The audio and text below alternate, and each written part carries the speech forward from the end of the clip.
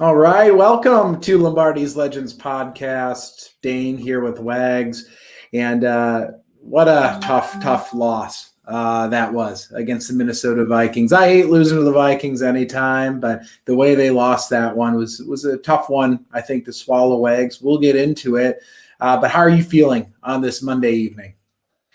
Yeah, Dane. We're 8-3. We're still in the driver's seat for the division. And I think sometimes when you lose, it's just good to take a step back and look at the big picture. And I was listening to some of the post game radio show yesterday, and I think for the most part, most of the Packer fans that were calling in had a pretty good perspective on this game. There were a few folks that were kind of, overreacting a little bit too much, in my opinion. But I think big picture, it's not that big of a deal. One of the things we were just talking about before we got on, that's really gut wrenching, I think, more than anything, is another big injury to one of our key guys in Elton Jenkins. Now confirmed he's out for the season with ACL injury. So, Dane, I think that's the worst news to come out of this week by far, in my opinion, because we haven't locked the division yet, but just looking at the schedule, and we've got the bye coming up after this week. I think we're still in a definitely, obviously, in the driver's seat, and the schedule lightens a little bit. So I think we're still in a really, really good position overall. But it's just pretty gut wrenching, right? To lose another key guy and just feel badly for Elton Jenkins. He's kind of taking that step to becoming basically a star in this league. Yeah, it's gut wrenching. It makes me kind of sick because these ACL injuries are, it's not like, okay, we'll see in training camp, young man. Some of these, even with modern medicine, it's sometimes can be a while, as we're seeing right now with David Bakhtiari. I mean, Bakhtiari, some of us, even if this is completely was off base, clearly it was, we were hopeful maybe Bach would be back to start the season. And, now we're sitting here where Thanksgiving's coming up. David's still not back. And they're saying maybe in December now he's able to come back. And it's just, it's not a toughness thing with Bach. It's just either you go or you can't go, or especially with the ACL. So, to see Robert go down, Tunyon with this ACL, and now also Elton Jenkins. I mean, these are two young, bright stars. Elton Jenkins, potentially one of the best offensive linemen in football over the next couple of years. The fact that he's out makes me sick to my stomach, Wags, because it's going to be a while before we see him big 74 back in green and gold and shoulder pads. So, not a lot of good, I thought, really came out of this game. I'm not going to lie. I was hopeful, and I don't want this to be a pity party. It's one game, but the injury really stinks, and the kicking woes continue. And I think that those are probably my two biggest takeaways on the negative side, was Elton's injury and Mason Crosby. So I think maybe we start there. We don't talk offense, defense. I'm curious what's going on with Mason. He's missed 8 now. You asked me a couple of weeks ago, should we sound the alarm? I said we were getting close, but no alarm yet. I'll tell you what, I thought that Steve Wordle, the long snapper, continues to struggle. Bajorquez had to go and get that ball, the first punt of the game. I thought that the ball looked wobbly on one of the field goal attempts as well. And, Mason missed what I think is kind of a gimme, what we would expect from Mason Crosby over the course of his career. So I'm not asking you where do we go from here, but do you have any thoughts at all that haven't been covered yet? Or how concerned should we be? Because I'm pretty darn concerned at this point about Mason Crosby and this kicking unit as a whole. Well, yeah.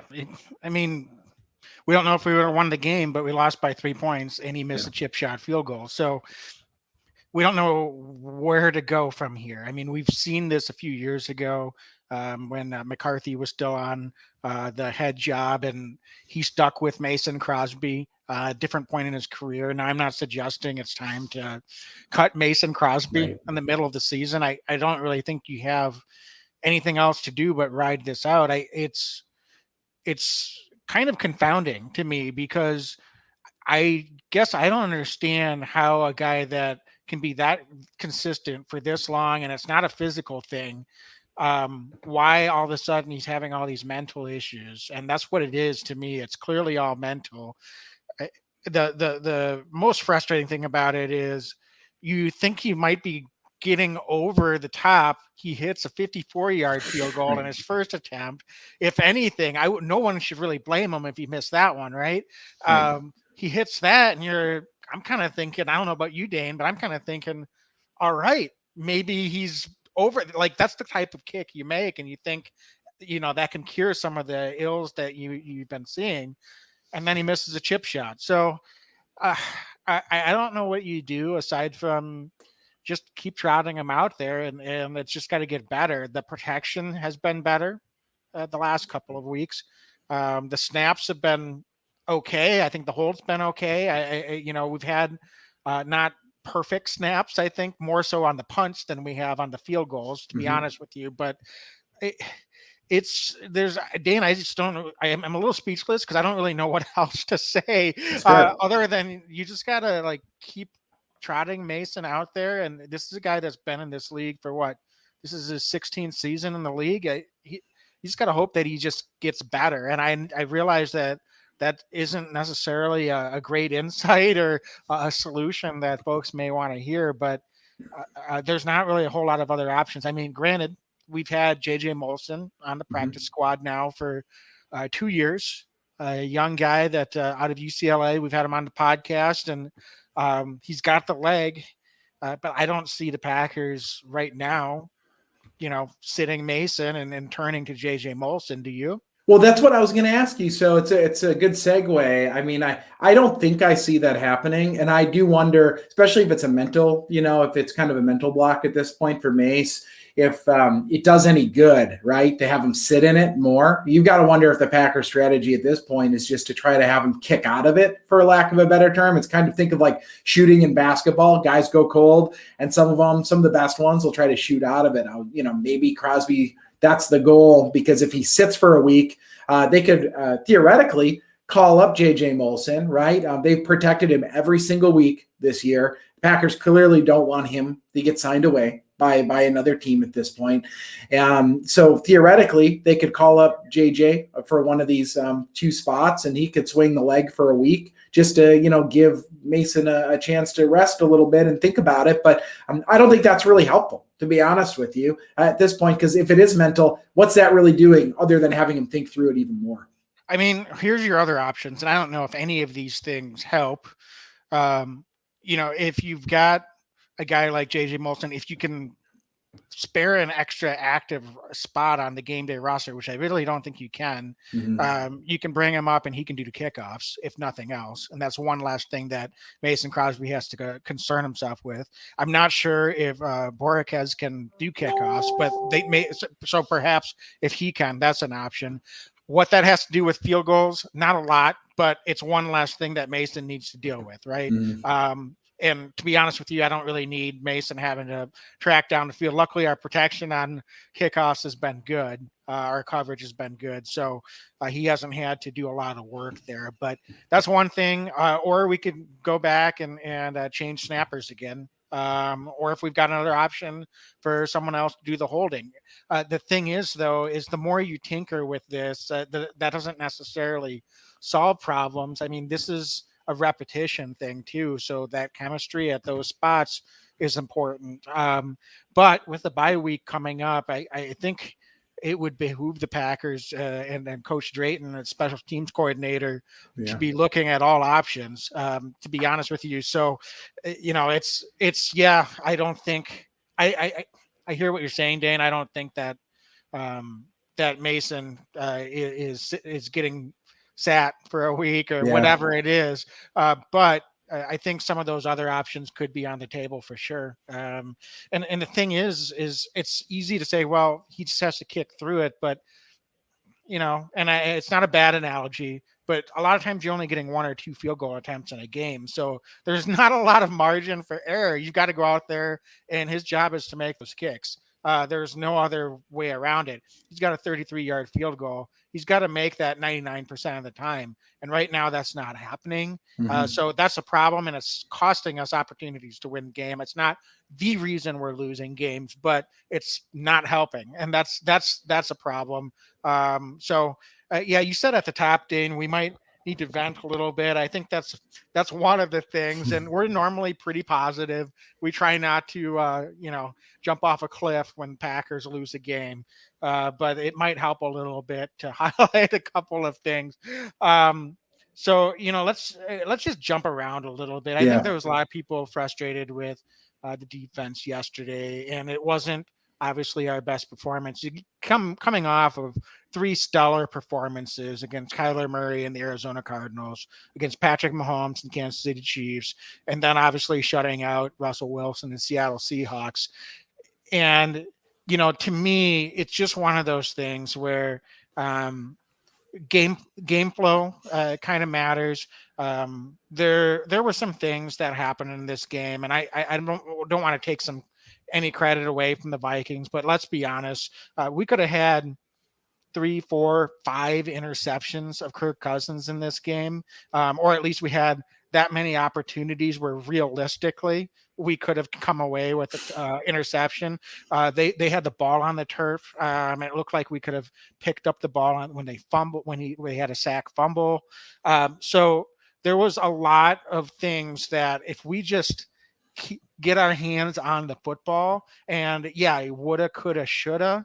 That's the reality. This could have been a completely different game. This played out exactly how I think, when we previewed it, we kind of expected it might. A tired team. We had some injuries, especially on the defensive side, that are just piling up. If anything, I'm really proud of our D-line and outside linebackers, the way that they were able to step in and get pretty good pressure on Kirk Cousins for most of the day. But there was just a lot of 50-50 balls that seemed to go the Vikings' way. And sometimes it goes that way. And we do need to be better in some of those situations. But there's no doubt that, if we were, they're not going to put up 34 points. And I think we would have gone in there and stolen the win. Yeah, I hear you. I mean, who's been really impressive, I think, this year overall has been Preston Smith. He's been really good this year. And I don't think that he gets quite as much credit maybe as some of the other players. Obviously, Rashawn Gary's emergence has been phenomenal, and Campbell has been ridiculous in the middle of the field. Kenny Clark, by the way, yesterday, holy smokes, he was manhandling the middle of that Minnesota Vikings offensive line. But, I thought that Preston looked really good, not only in pass rush situations, but also was just in the right position at the right time against Dalvin Cook. If I recall, in the second series of the game, I think he had like 2 tackles for a loss just right away. So he's just setting the tone. And I feel like he's playing more within himself this year than maybe he did last year. I feel like last year wasn't in the best position at all times by the coaching staff. I don't think they're utilizing him to his skill set. And then I think that the second half of the year he was pressing and maybe he was trying a little too hard to make up for a tough first half. This year he's just been outstanding. So I thought that he was really good looking on the positive side. And then Tipa Nalei, holy smokes, good for Tipa. Comes off the practice squad. He's been within the organization now for a couple years. And not only rushing passer, Wags, where I thought he did a very good job, but what really surprised me was how sound he was against the run. Did he make a couple young mistakes? Yeah, he did. But overall, I thought he made some impact plays as well. He had a tackle that stopped the Vikings on third down, a few inches short, made the Vikings punt. He just made his presence known, and he seemed to be all over and around the ball. And that's something that you can't really teach all the time. Some guys just have a way of finding their way around the ball. So I was really impressed, I thought, with both of them. On the flip side, Wags, the corners yesterday, I thought had a pretty tough outing. Kevin King, I thought yet again. But Eric Stokes is somebody that he's going to be a good corner. He's really going to be a good corner. I like Eric Stokes. I think he's a pretty good corner already. They've pressed him in against some of the best receivers in football. And Justin Jefferson, no doubt about, is one of those guys. The hard thing to watch a little bit at times with Eric Stokes so far in his young career is he does all the things right, the hard stuff. He sticks with the wide receiver. and then he loses track of the ball in the air a little bit, and he's having a hard time, I think, right now tracking the ball when it's in the air. There were a couple times there, Wags, where I thought his coverage was really good, but he doesn't turn. And when he's not able to turn, he just gets beat. And I thought Jefferson was able to exploit that a few times. I think that's something Minnesota saw on tape as well. They decided to attack Stokes through the air deep a fair number of times. And I think it's going back to some of the other games. We could see some of those challenges he has tracking the ball as well. So those are a couple of guys I thought had particularly rough games, but it's not unique to that. I really would have liked Savage to be able to squeeze a couple of those interceptions. We had those opportunities, as you said. The good side of all this is they had all these chances. They played a pretty bad game, I thought, overall defensively, and they still had a chance to win this thing near the end. The tough truth, though, is anytime you have a chance to go on the road and beat a division rival and kind of shut the door on their season, which would have been really nice. They weren't able to do that, and that's just something we're going to have to live with the rest of the year. Yeah, and you mentioned Kevin King. I was going to highlight you were highlighting some of the positives. Yeah. There weren't a lot, and I was going to highlight some of the negatives. So I completely agree with you. I don't need to repeat everything you said, but Kevin King actually only got 26 snaps, and it was Rasul Douglas after about the second series that was getting majority of the snaps out there, and I thought he did okay. It wasn't his best performance as a Packer either, but one of the more frustrating plays, obviously, because there was so much on the line at the time, was in that last series for the Vikings. And Rasul Douglas had really good coverage, in my opinion, on Thielen. And that was one of those ill-advised passes that Cousins threw up. And unfortunately, Rasul just turned the wrong way while the ball was in the air. Because if he turns the other direction, it's going to go right into his hands. And he's probably taking that the other way for 6, Dane. And it's again, I don't want to take anything. Well, maybe I do want to take stuff away from the Vikings. We hate the Vikings, but it's when plays like that, when it's just dumb decisions that are made and we were not able to make them pay for it. I think that's what's probably the most frustrating thing for us and for other Packer fans out there, because it felt like that was a game that quite literally slipped through our hands in many ways out there, especially for the defensive side of the ball. Wags, I mentioned Tipa. Were you as impressed as I was? We got to look at some of the positive too here. He's going to earn a role, I think, as this season continues. Or do you disagree there? I thought for a young guy, he looked fresh too. And I thought overall the defense looked pretty tired, especially the second half. We lost a lot of our pass rush punch that second half. They looked gassed, I thought, yesterday. LaFleur, even before the Vikings game, said that, this is a team that needs a bye. I think he's right, but that fourth quarter, they just weren't getting any push. I thought on Cousins, a lot of the pass rush dropped off. And I think part of that is just this is kind of a walking wounded team at this point. So Tipa was, I thought, a nice breath of fresh air, getting some fresh legs in there to rush the passer. Yeah, and Shadid Kelly commenting on here on our Facebook channel that I can't stand those Vikes. Yeah, we're right there. We're right there with you. Trust us. So, and I think you're right, Dane. When you look at some of the positives, Tipa, obviously this is his first game, so I'm sure that he probably had some extra motivation out there, but fresh legs this time of year. For sure. We saw, Tyler Ervin come in around this time of the year a couple of years ago and had those fresh legs. And sometimes you don't notice that until you get these guys that haven't been out there in that grind every week. And so if he can give you that again, I think the true test will be, it's definitely a positive development, no doubt about that. True test will be if he can do that again in the next game or the game after, because even if we get some of these guys back, we may need him for some snaps down the stretch. That's for sure. So Dane, I think, we could go on about the defense. I know there were some folks a little bit frustrated with some of the laundry that was out on the field, I think on both sides of the ball, in terms of some of the penalties. And I guess I'll say this, I'm never really too fond of complaining about the refs, but the Packers are not a heavily penalized team.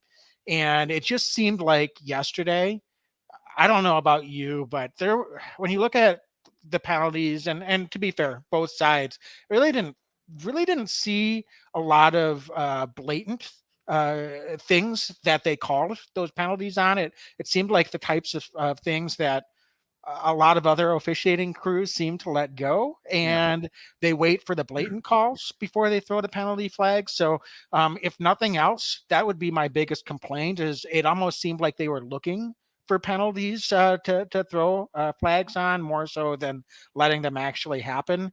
I know I see things through gold colored glasses. I totally acknowledge that, but I don't know. Do you agree, Dane? I don't want to make this a complaining about the official session. It just it made a difference in this game. Look how many 1st and 20s we had offensively. Obviously on the defensive side of the ball, the roughing the passer call on Kirk Cousins, and I do get that they had a similar one the other way with Rodgers later in the game. There could have been some offensive pass interference that they didn't call. There's this, it does have an effect. There's no doubt about that. So I'm just curious if you had any similar sentiments, or if you feel like, you just have to take the good with the bad when it comes to officiating week over week. I was pretty frustrated. I thought with the officiating, it felt a little bit like, okay, I wish I didn't have to know the name of the officials yesterday. That's kind of what it felt like, is let these guys play a little bit more. And then when they let them play, it seemed to be a fair number of push-offs. And I don't want to sit here and be like, oh, they're pushing off every play. There are a couple pretty significant push-offs, I thought, offensively. But I'll tell you what, the one that really, really frustrated me was early in the game, probably inconsequential to the overall makeup of the game. But it was the Lucas Patrick head as the center when his head went up. That's crap. I don't know how else to put it, because I watched Sunday Night Football, and the center for both teams did the exact same movement about 10 times each, and they didn't get called for it. So I don't understand what that's about. And that's something that I'll argue with anybody about that, because I see that every single week, multiple times. Every team does that. They have the same exact head motion. I don't know what they're calling that on. Well, that's the kind of thing that just sort of sets the tone for this is the kind of day it's going to be. And again, I'm not blaming the officials that the Packers lost. It did seem like the cards were a little bit stacked against us in multiple ways yesterday. So let's maybe just leave it at that. Yeah. But so in moving on, then let's flip over to the offensive side of the ball. But before we do, let's take a moment to talk about our sponsor, DraftKings Sportsbook, the official sports betting partner of the NFL. Dane, I don't know if you have any updates on how your wife Andrea did on her daily fantasy over the weekend. Wags, you should have talked her into DeGuara, I guess. Your X factor from this week, your prediction, and then Josiah DeGuara goes out and has his first NFL touchdown. So super impressive there. It sounds like she's not faring as well as she'd hoped she would, but she's been really good most weeks using the DraftKings Sportsbook app. She used that promo code TPPN, again, promo code TPPN, like the Pigskin Podcast Network, and was able to get a heck of a deal. She's been playing DraftKings Sportsbook all season long. She's had a lot of success. So maybe she'll have to listen to our preview podcast and hear your X Factor this week, because you picked Josiah DeGuara, and I'm sure a lot of folks that did pick Josiah on the DraftKings Sportsbook app had a pretty good week. So again, use promo code TPPN, get a heck of a deal with DraftKings Sportsbook. That's right. So it is Turkey Week, and we've got a special no-brainer offer for new customers. Bet just $1 on any Thanksgiving NFL game and win $100 in free bets if either team scores a point. So download the DraftKings Sportsbook app now. Use promo code TPPN. Bet just $1 on any Thanksgiving NFL game and win $100 in free bets if any team scores a point.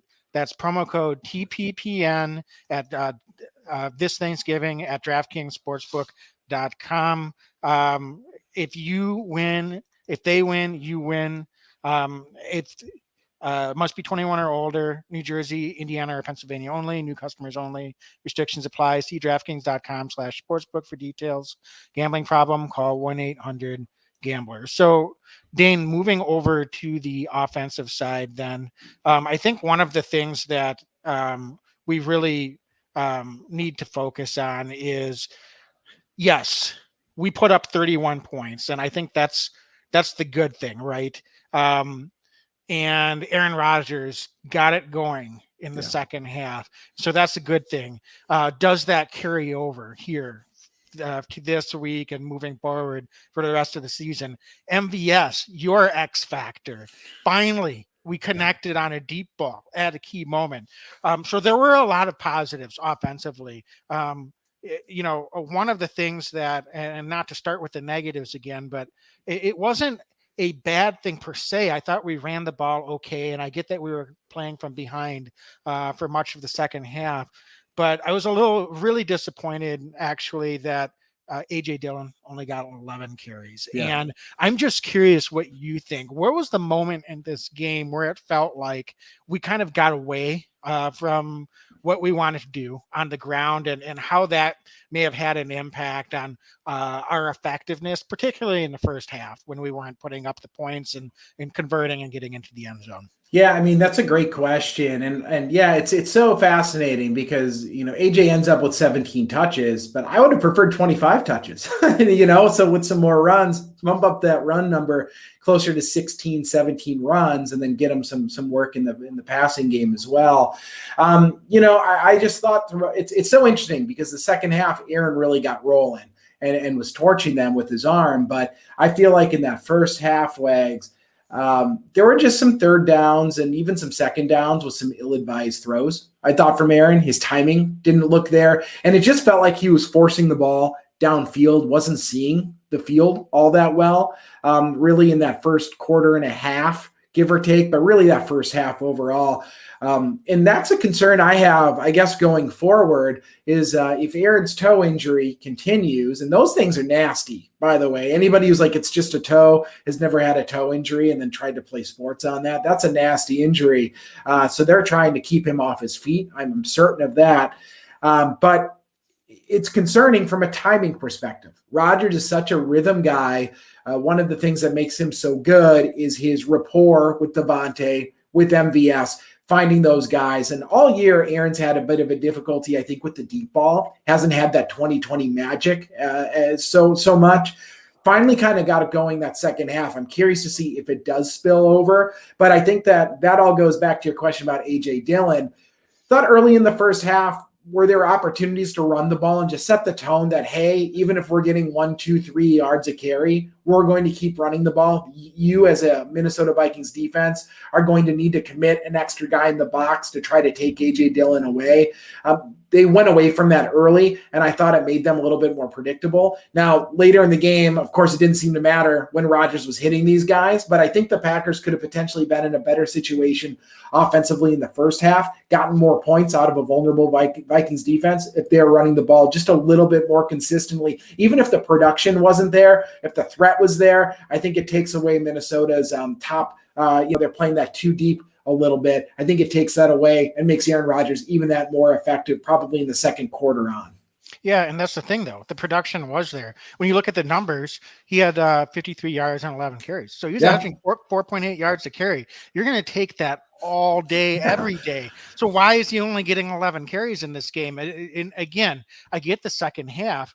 They were more big plays, and Rodgers was cooking. It just, and I don't know, it felt like that area of the field, the first series, we get it down to the Vikings, 30, 35 yard line, and we stalled.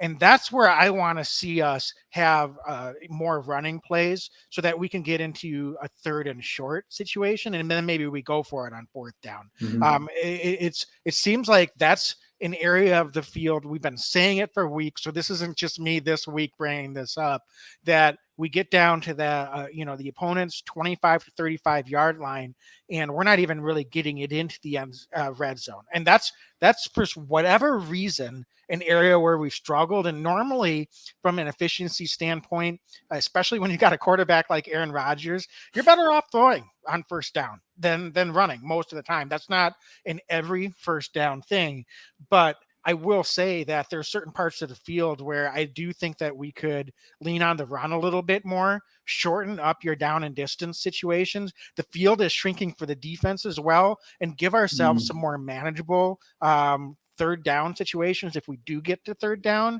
so that we're, able to move the chains. I know that there was a few third downs in the first half that some of our buddies in our Packers group made chat were grumbling a little bit about Aaron going deep. And I'll tell you what, I a lot of times I'm not a fan of that. I didn't say anything at the time, so I hope it doesn't seem like I'm, coming back at this retrospectively. I actually didn't mind it in this game because there was something to me about taking some shots. And if Aaron and MVS could get some timing down, I just felt like if he kept being aggressive and took a few more of those shots, eventually they would connect. And that's exactly what happened. But that being said, would have I preferred that they were in a 3rd and 3 instead of a 3rd and 8? And now your whole playbook is opened up in that situation, and you're more likely going to be in a spot where you can pick up a first down, or even if you don't, you can even go for it on 4th down. So that's, I think, where we're missing the boat a little bit offensively is we're asking a little bit too much, almost in a creative sense, overthinking things. Let's give the ball to AJ Dillon when we get down into that field goal range.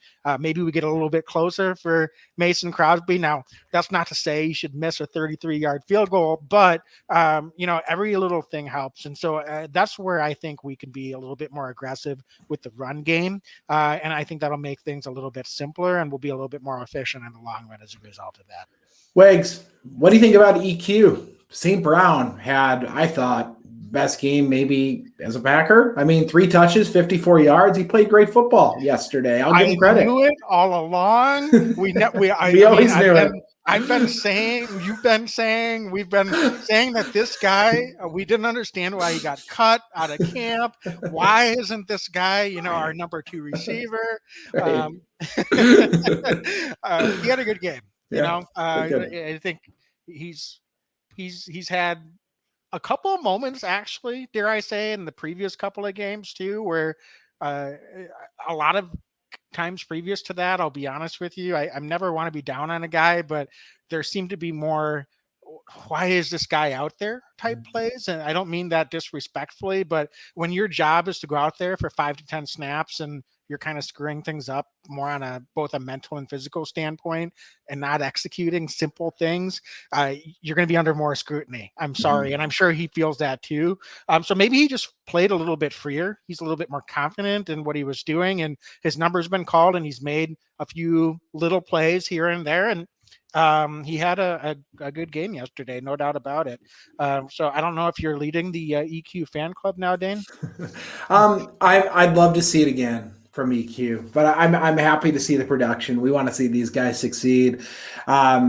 Any way that he can get involved, or we can have other guys step up and take a little of the load off of Devonta and AJ and some of the run game. I'm all game for it. And the reality is this, Wags.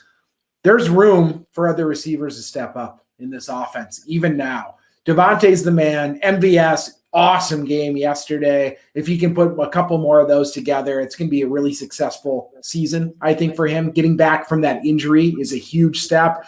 I promise you, I don't know this for a fact, but I can tell you he's a tough guy. He gets out there, maybe not 100% when he came back from the injury. Maybe not. I'm not his doctor.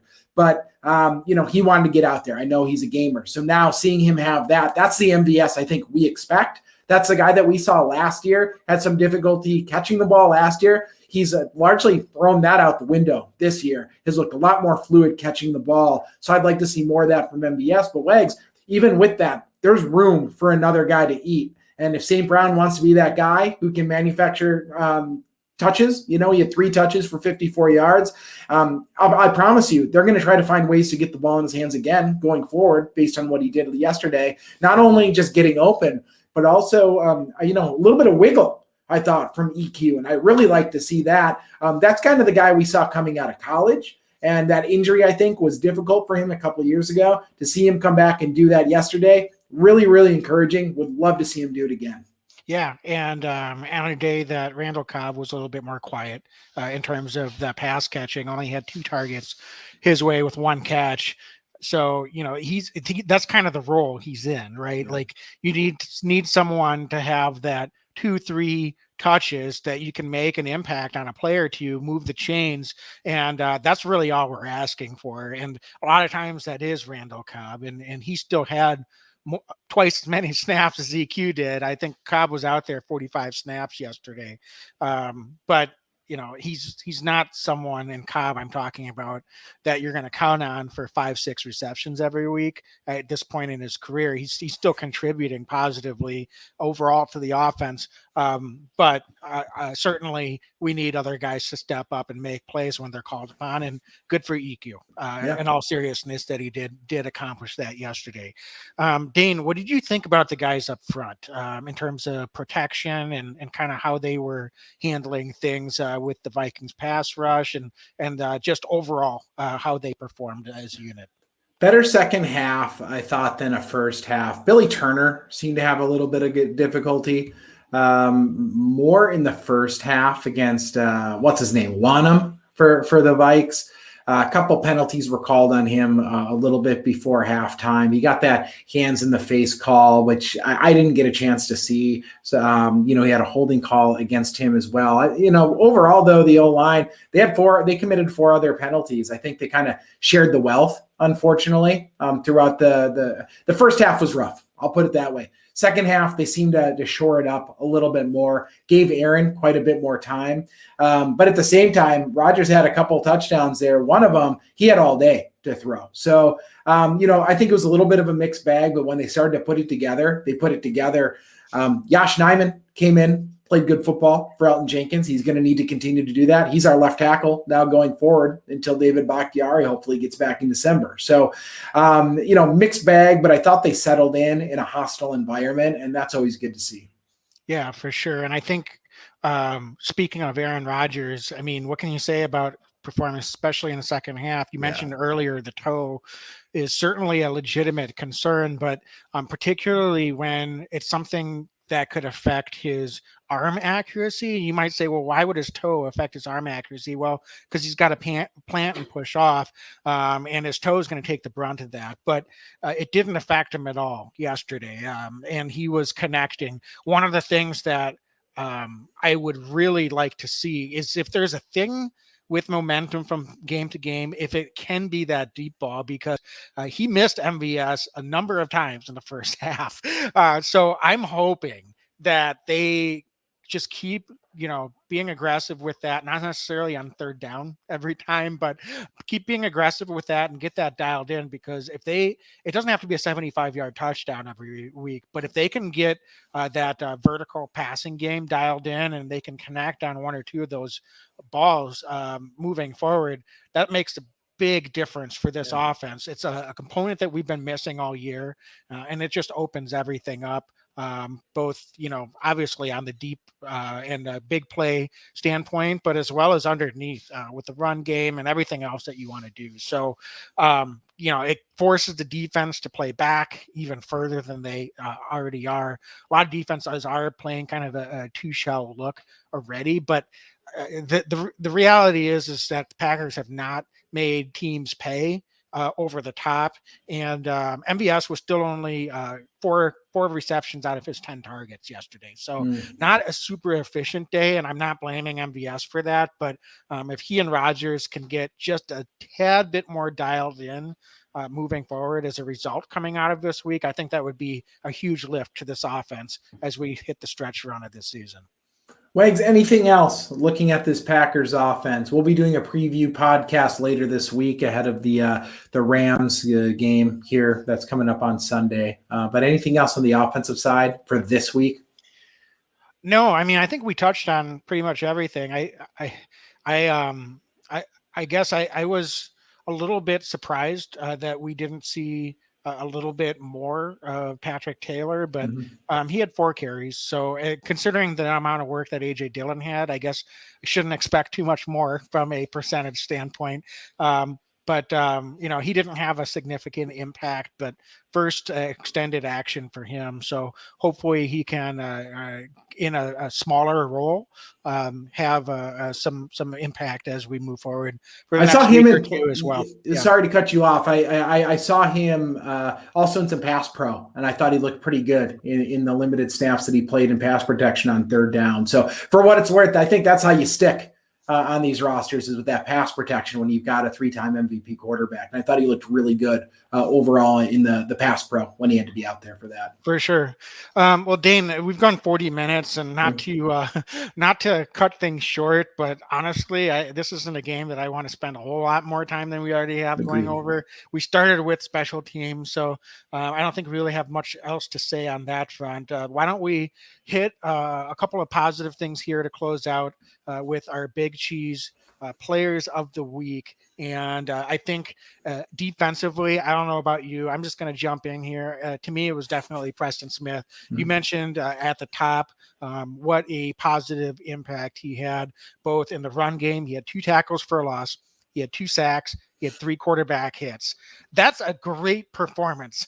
So I know that in a day that the defense struggled, it sometimes gets a little bit under the radar when you have an individual performance like that. But to me, Preston Smith had a really, really strong performance, and I was very pleased with how he contributed coming off of the edge, and really, I thought they did a fine job against Dalvin Cook all day, and he was getting after Kirk Cousins almost single-handedly. So kudos to Preston Smith, and he's definitely my nomination on the defensive side. Couldn't agree more. Played impactful football all day. Really good football again from Preston Smith. A couple honorable. So I'm with you. I think that Preston is our big cheese of the week on the defensive side.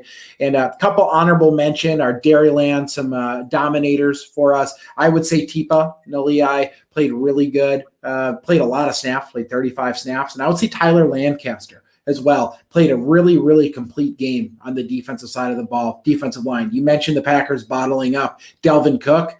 Look no further than I thought Big Lanny playing some pretty good football as well. But completely agree with you. Preston Smith, dominating performance from that linebacker. At a time when we needed pass rush, he brought it. Yeah, for sure. So jumping over to the offensive side of the ball,